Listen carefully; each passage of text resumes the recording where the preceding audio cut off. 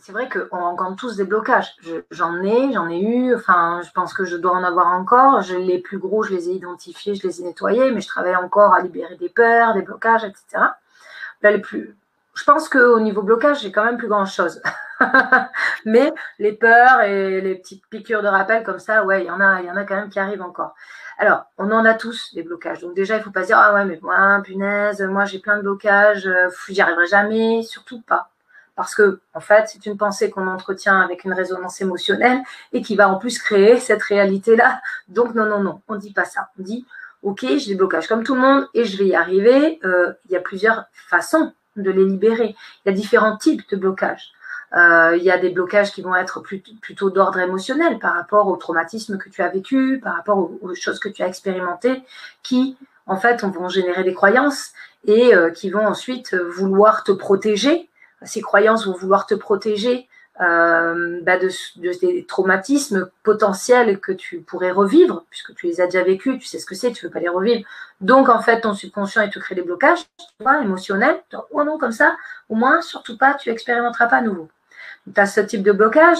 Tu as les blocages qui sont karmiques, des expériences de vie passées qui ont été traumatisantes et que tu as trimballées dans cette vie.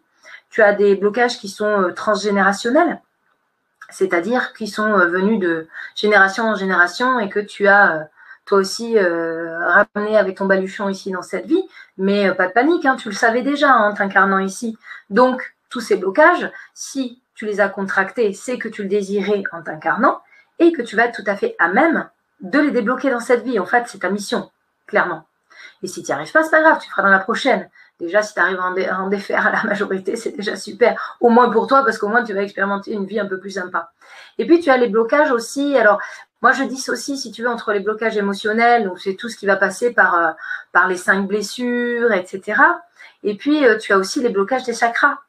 Tes chakras vont être bloqués par rapport à justement différentes pensées peut-être que tu auras faites, différentes croyances que tu auras entretenues. Ça va générer des blocages au niveau des roulements, si je puis dire, des mouvements énergétiques dans ton corps.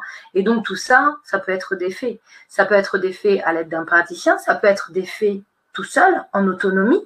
Et c'est ce que, au travers de mon accompagnement, j'essaie d'inculquer ou de transmettre aux gens. Les blessures émotionnelles aussi, tout ce qui est blocage émotionnel aussi, ça peut se faire en toute autonomie, les débloquer. Mais pour cela, il faut savoir les identifier. C'est aussi ça que j'essaie d'apprendre aux gens. Et puis, tout ce qui est en revanche karmique et transgénérationnel, là, on passe sur quelque chose qui peut demander quand même un accompagnement. Alors, pas forcément un accompagnement de longue durée ou quoi. Ça peut être un soin ponctuel, une fois de temps en temps. Mais là, il faut se laisser porter par ce que ton âme te dit. Quand tu vibres, quand tu dis ah ouais, ça m'intéresse, hein, cet accompagnement il m'intéresse, ça me parle, je sais pas pourquoi j'ai envie de le faire. Clairement, c'est une solution que ton âme t'apporte, donc vas-y, tu vois, fais-toi confiance, ne réfléchis pas trop. Si tu as les moyens de te payer cet accompagnement, ou si cet accompagnement est gratuit, ou si ça ne te demande pas trop d'efforts, vas-y, parce que c'est les solutions que l'univers t'apporte pour te guérir et pour passer à un autre niveau énergétique aussi.